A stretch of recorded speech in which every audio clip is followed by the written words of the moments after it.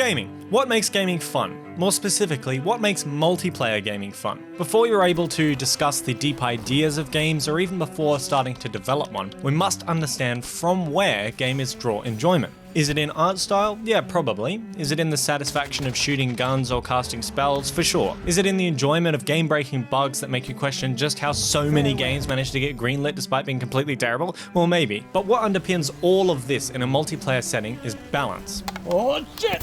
I would like to put forth this as my defining reason as to why a game is fun. That's quite big. Strip a game of balance, and you can certainly speedrun your way to success in this regard by making it pay to win, and you'll see players finding less enjoyment and ultimately abandoning the experience in the end. Sure, it can be fun to experiment with unbalanced gameplay, but at its fundamental core, a game needs to be balanced. For more proof, this extends beyond just video games. Sure, it would be fun to just destroy a team of children in dodgeball, and by the way, I can't believe Adam Sandler actually did this without warning their parents. And sometimes it's fun to see your favorite team absolutely blow out the opposition, but there's nothing quite like a close, balanced game, leaving you on the edge of your seat to keep you not only engaged, but returning for more. What is most interesting about this aspect is that the inverse is also true in that players almost intuitively know when a game is balanced based on their level of prolonged enjoyment. The longer a player continues to come back to the game, the more likely you can arrive at the conclusion that the game must be therefore sufficiently balanced. Or certainly at least the dopamine-driven gameplay loop is so strong that players come back no matter how toxic the experience. Balance creates the ceiling of a meter to which fun can reach.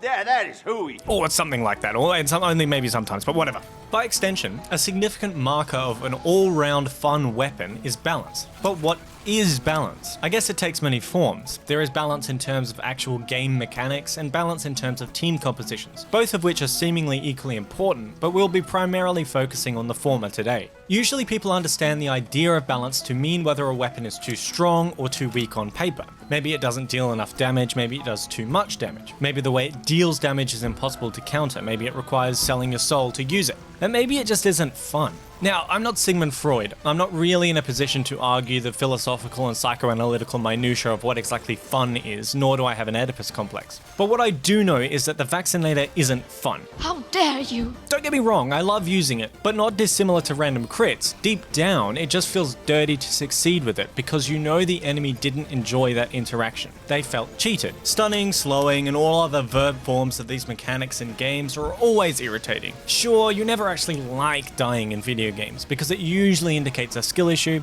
or at least a situation for someone to say that you have a skill issue when you clearly don't and they just have a pocket minute because they're a YouTuber and people want to see their names on the kill feed in their next video. Skill issue. Simple as that, really. But there's nothing more irritating than a life that you felt cheated out of because of some insta-dead mechanic. There is a reason why so many games pretty much always nerf or completely remove these mechanics when players start actually playing. Roadhog is an example in Overwatch where the hook used to be ridiculous and meant you were instantly dead, but it's weaker in Overwatch 2 and has been complained about since day one. Oh, of course. He f***ing yanks me from halfway across the map. There's a reason why the Sandman in TF2 had its stun mechanic completely removed, why Mei can't freeze people anymore unless she uses her ult. Because they actively worsen the user experience. They frustrate players almost every time they are hit with it, regardless of if it was a fair play. And this is where I see the Vaccinator as one of, if not the most frustrating weapon in the entire game to play against. Now hear me out. Not only does it build resistance bubbles very quickly, making them essentially disposable, but just using the weapon with a teammate decreases enemy damage for that specific type by 10%. Pop a bubble, now you're blocking all crits and 75% damage for very little effort. Now I honestly think these stats are only part of the reason why people hate the Vaccinator. It's also the way the other medic goes about getting these damage resistances and how the playstyle is hugely different to a stock medic.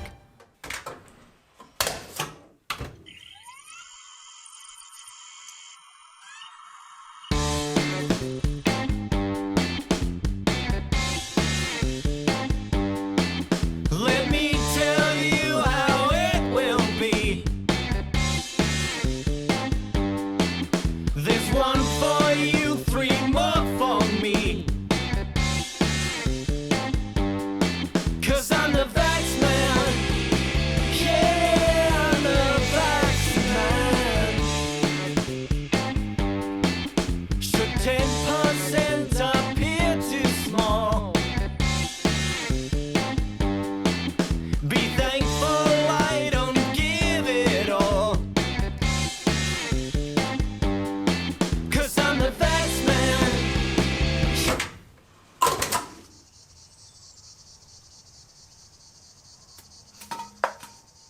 And now for something completely different.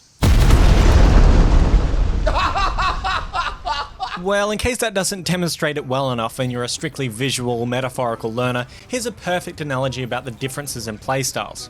Build 2 rooms with a large window separating them. Obtain 2 chimpanzees. Now, how exactly you do this is up to you.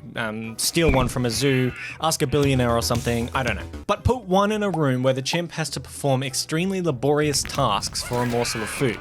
Put the other in a room with plentiful access to food, and make sure that they can both see each other. Then, stand outside and open the doors to both rooms, and make sure you're able to time just how long your face remains intact.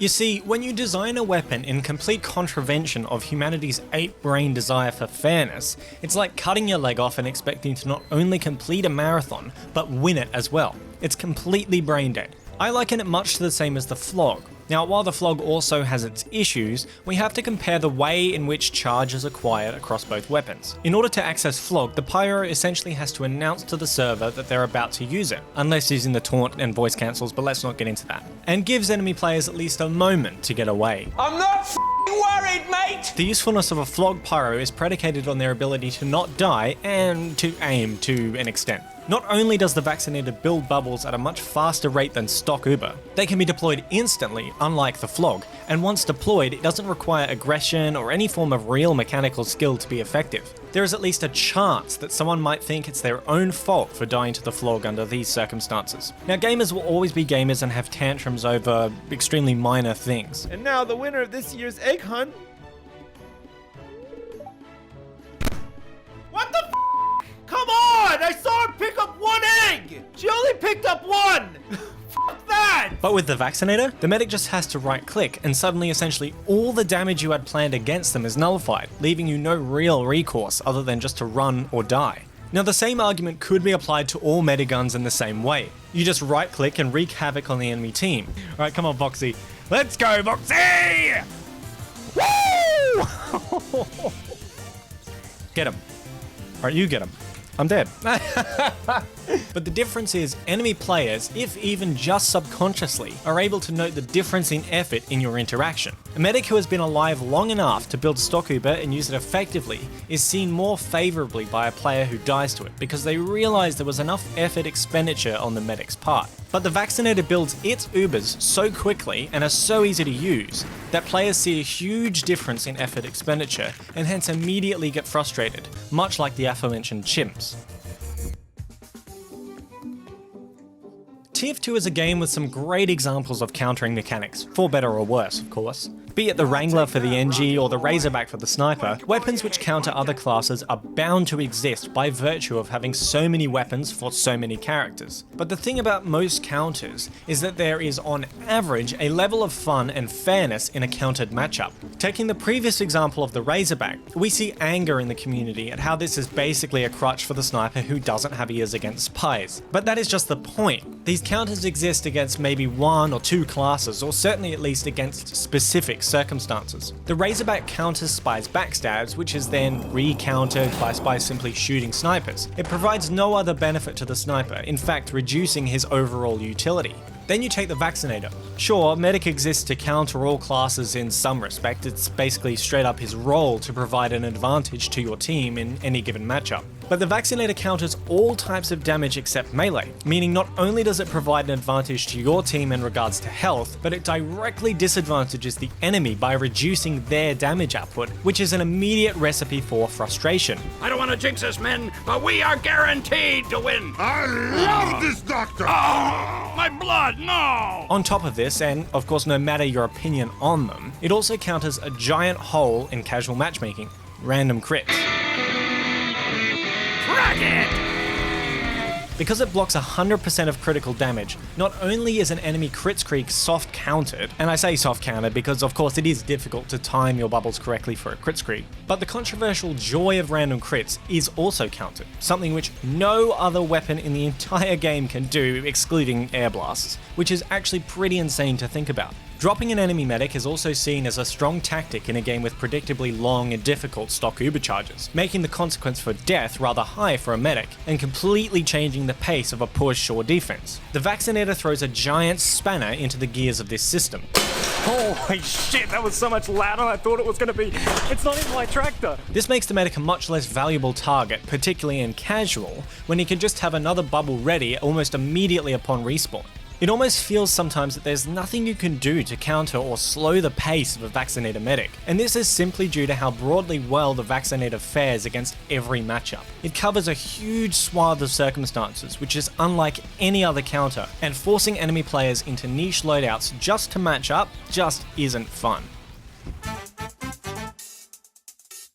Now, it is obviously pretty self-explanatory as to which bubbles should be used on which mercenaries and when, but I would suggest it's important to look at just how dire the disparity is for some matchups. For scouts, bullet resistance is almost as good as stock ubercharge at stopping him from being effective at all. Scout has the unique ability to quickly run amongst the front lines and drop key players with only a few clean shots. For the medic matchup specifically, this is usually a 2-shot affair at close range. However, introduce a quickly applied bullet bubble, and this jumps from 2 shots to a whopping 6 shots to down a medic, which usually results in a scout needing to resort to melee damage. Given his speed, of course, this isn't the worst idea, but it is certainly slower and more dangerous than a few quick scattergun shots. Once again, with the ease of the creation of these bubbles, it is really no surprise that Scout is often left offenseless against a coordinated Vax medic. Soldiers and Pyros have a unique leg up when it comes to countering the Vaccinator, as they each have different methods of dealing damage. They both have their secondary shotgun to deal close bullet damage, while also having access to a different primary form of damage. The problem here is this form of countering is not fun to play with. As mentioned, it forces a playstyle upon the player such that if they do not use the optimal counter, they're gonna have a bad time.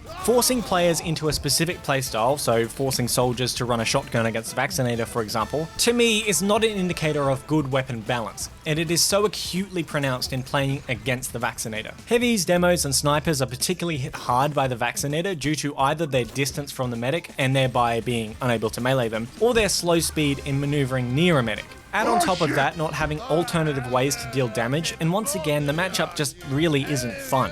Sure, of course you could switch out to Demo Knight to rush in and deal damage, but again, forcing a specific subclass every time an enemy uses the Vaccinator doesn't seem like a fair solution to me.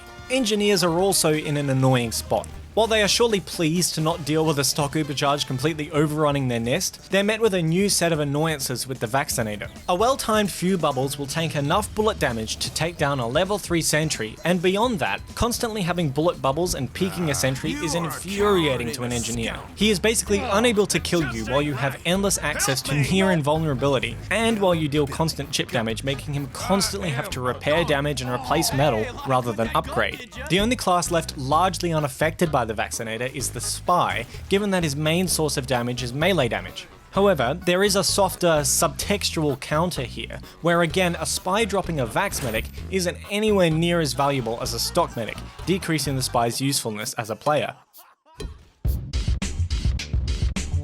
The ultimate counter for the Vaccinator being balanced is that it takes at least some skill in selecting the right bubble to use. But when you can just, or even more easily with macros, it's not exactly rocket science to become proficient at it. There is also the fact that the Vaccinator builds Uber Bubbles at a -33% speed when healing someone above full health, and having a substantial -66% rate in building a person's overheal. These are undoubtedly huge downsides when compared to other mediguns, but when you look at the usage of the Vaccinator, these downsides actually enforce into a new player's mind the correct way to use it.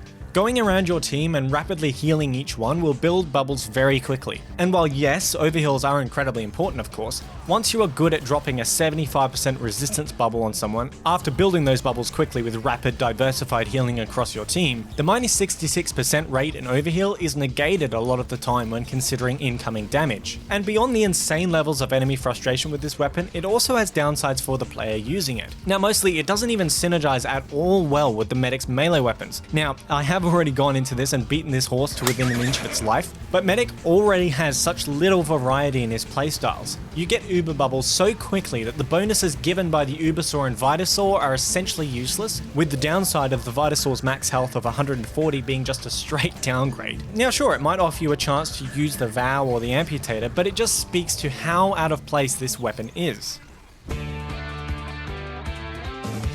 Now finally, there's also the annoying and general jankiness of the Vaccinator. Now I'm a festive weapon enjoyer and I think that much is obvious. And I get that festive weapons are an old idea, but come on. The last festives which were added were made available in 2016, and the Vaccinator came out in 2012. Okay, so no festive, but not even a festivizer? And what's up with the sounds on this damn thing? You right click sometimes and then suddenly...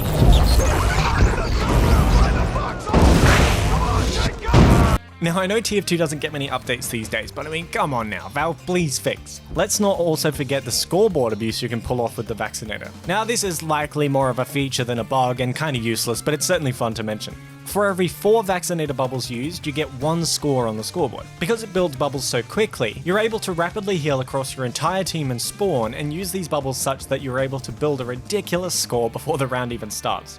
And then, of course, there are the incredible number of bugs with this weapon regardless. There are some acceptable bugs, like the color of the Vaccinator's glow not changing if you auto-balance to the other team, but the spy yet again draws the short straw. Sometimes the spy, when hit with a bubble, is permanently locked with an icon, which does not disappear upon cloaking, or disastrously even upon death, which is an insane bug, especially for a weapon which has existed in the game now for 10 years. So in the end, I think my main opinion of the Vaccinator is that while it is certainly a very unique idea for a weapon, and I certainly don't want to make it seem like I hate adding variety for the medic, and while it may be a little overdramatic to say, I really don't know what Valve was thinking with its current iteration of mechanics and balance for this weapon. If you haven't already, give the Vaccinator a go and you'll likely see what I mean. It's very fun to play with, but can be excruciating to play against. Alright, thank you so much to everyone who helped with the production of this video. I know it took an insane amount of time to come out, but here we are. I genuinely did not expect my first 2 videos to perform as well as they have, so thank you so much. Please come join the Discord to get the latest updates on videos and live streams and all that jazz. Make sure to subscribe or whatever, I mean, you've got your own free will, do whatever you like. Okay, that's probably it. Okay, next video. Bye!